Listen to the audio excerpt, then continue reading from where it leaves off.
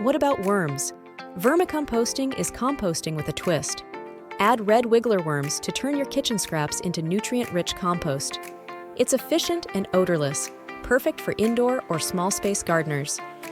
Start with a plastic tub, a popular choice for do-it-yourselfers. Drill some holes for air, and you've got a perfect, cost-effective bin for your worms. If DIY isn't your style, consider a specially designed worm bin. These come ready to use, with built-in features for easy maintenance and harvesting. Next, prepare the bedding for your worms. Moist, shredded newspaper or cardboard creates the ideal home for your red wigglers to thrive. Finally, add your red wiggler worms and start feeding them your vegetable scraps.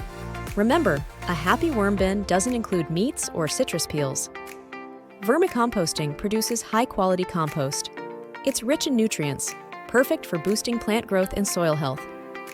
This method saves space and time and also significantly reduces your kitchen waste, making it a sustainable choice for any gardener. What's the best way to put stuff in your composter? It's all about layering.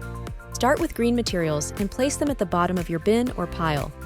You're laying down the welcome mat for beneficial microbes to come and feast. Next up, add a layer of brown materials on top. Continue alternating green and brown layers. This is key to a well-balanced compost, ensuring your pile breaks down efficiently without any hiccups. Thanks so much for joining us today. Starting a composting journey enriches your garden and our planet.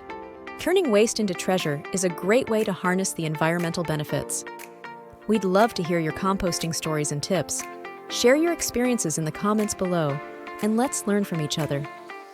If you found value in this composting guide, please like, subscribe, and share. Your support helps us grow this community.